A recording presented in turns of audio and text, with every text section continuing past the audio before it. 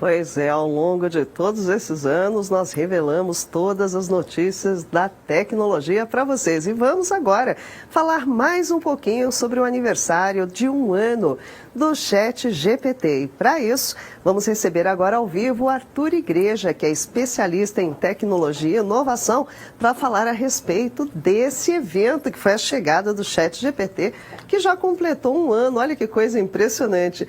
Arthur Igreja, muito boa noite, bem-vindo ao Olhar Digital News novamente. Olá, boa noite, Marisa. Arthur Igreja, vamos falar aí sobre esse aniversário. Nem parece, não é? Que já faz 1 ano, parece que foi ontem que apareceu aí o ChatGPT. Mas vamos começar por uma ordem cronológica, até para posicionar quem está nos acompanhando. Muita gente acha que esse termo, né, inteligência artificial, surgiu há pouco, né? Mas aparentemente acho que o ChatGPT é que popularizou falar-se a respeito de inteligência artificial. Então eu queria que você fizesse uma avaliação sobre esse 1 ano e esse, digamos, esse surgimento da inteligência artificial no nosso dia a dia. Olha, ao meu ver, ao mesmo tempo parece que foi ontem, né, que o ChatGPT foi lançado, mas também aconteceu tanta coisa nesse 1 ano que parece que aconteceu há 10 anos atrás. Então nós vimos avanços a cada mês, a cada trimestre que foram incríveis. Inteligência artificial definitivamente não é um assunto de 2022 ou 2023. Então, só para dar a medida, nós temos aí uma data histórica, que é o primeiro congresso de inteligência artificial, que acontece em 1956. Mas é um assunto que foi amadurecendo, evoluiu e se acelerou, especialmente depois de 2005.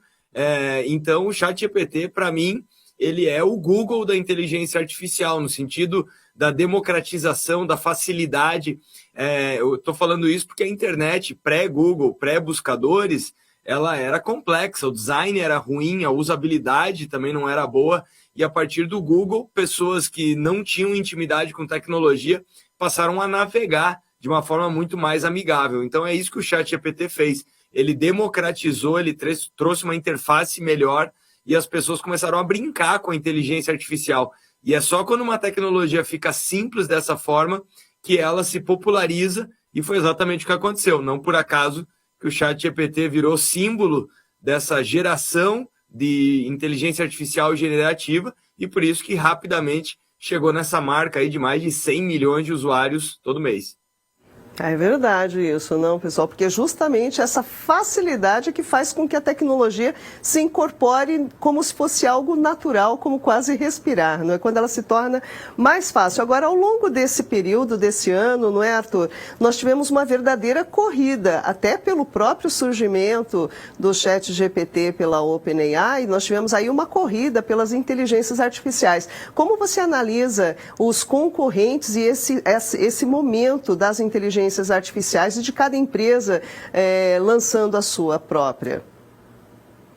Bom, o que acontece, acho que tem dois fatores importantes. Primeiro é que, dando alguns passos mais para trás, o que nós estamos vendo é só o começo dessa história. Então, quer dizer, assim como o que acontecia com o Usain Bolt, que ele era o último nos primeiros metros e aí ele chegava com muita folga no final, vale a pena ter um pouco de calma. Então, a Microsoft rapidamente parcerizou com a OpenAI e nós, nos primeiros meses, tínhamos até aquelas discussões, né? Puxa, será que o Google ficou para trás? Será que o Google dormiu?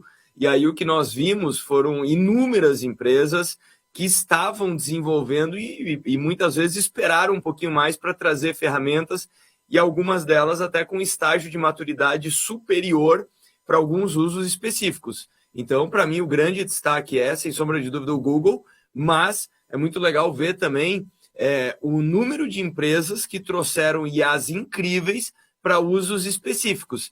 Então, é mais ou menos como a corrida da era dos aplicativos para smartphone, né? Ou seja, nós começamos a ver muitos joguinhos, aplicativos para produtividade, por isso que nós vimos o surgimento de vários aplicativos para criação de imagens, outros para edição e criação de vídeos. Enfim, os usos são os mais variados, por isso que hoje dá para colocar aí na casa, literalmente, dos milhares de aplicativos de inteligência artificial que estão disponíveis. Agora, falando aí das gigantes, para mim o grande destaque, com certeza, é o Google. Então essa competição aí é muito interessante e quem se beneficia é o usuário final. Agora, Arthur, como que até para as pessoas se sentirem mais familiarizadas com a inteligência artificial, fala para a gente como que a inteligência artificial, como o ChatGPT, faz diferença já no nosso dia a dia, na usabilidade, não somente para aqueles que trabalham com isso. Olha, teve muita gente que começou a usar pequenas ferramentas, né? Então, a IA, por exemplo, ela consegue identificar áudio e fazer uma transcrição para texto e até entender o contexto e resumir isso. Então, quer dizer, imagina uma pessoa que recebeu um áudio de 10 minutos, aquele famoso podcast, até então a melhor solução era escutar na velocidade 1,5 ou 2. E agora tem várias ferramentas que você consegue pedir para a inteligência artificial o seguinte, olha, quais são os 3 tópicos mais importantes desse áudio? Então, a parte interessante é que pessoas e empresas começaram a usar essas micro ferramentas que têm como base inteligência artificial para tornar o seu dia mais fácil. Então, é isso que está acontecendo. Na outra ponta, claro, nós temos as empresas médias e grandes, especialmente, usando muita IA nos bastidores. Então, quer dizer, são camadas que não ficam necessariamente visíveis para o usuário final, mas muitas vezes ele está sendo atendido, ele está interagindo com uma empresa e ali por trás tem muita inteligência artificial justamente para fazer análise de dados, para poder fazer a sugestão do atendimento, para poder fazer a escalabilidade do atendimento, para melhorar a produtividade dentro dessas empresas. Então, só para citar uma estatística aqui do GitHub, nos últimos meses o que nós vimos foram devs, né, ou seja, desenvolvedores que usam a IA como um copiloto, né, seja para revisar código, para ajudar a completar o código. Esses desenvolvedores passaram por um aumento de produtividade na casa de 55%. Então, quer dizer, uma coisa drástica, uma coisa impressionante, incrível, né? Então, é dessa forma. O que acontece é que muitas vezes as pessoas usam e elas nem sabem, que é muito o que acontece com os assistentes pessoais, né? Seja Google, Alexa, seja lá o que for. A pessoa está ali conversando de uma forma muito natural e por trás disso tem muita inteligência artificial. Então eu diria que tem desde esse uso desapercebido, tem o uso das pessoas usando pequenas ferramentas e aí tem um uso estratégico. Empresas que colocam a inteligência artificial na sua agenda e aí começam a ter ganhos de produtividade, de satisfação dos seus colaboradores e clientes, por aí vai. Impressionante mesmo. Agora, Arthur, a tecnologia está avançando muito rapidamente. E daqui a um ano, quando completar 2 anos de ChatGPT e você estiver aqui com a gente fazendo essa entrevista, o que você acha qual será esse cenário daqui a um ano, Arthur?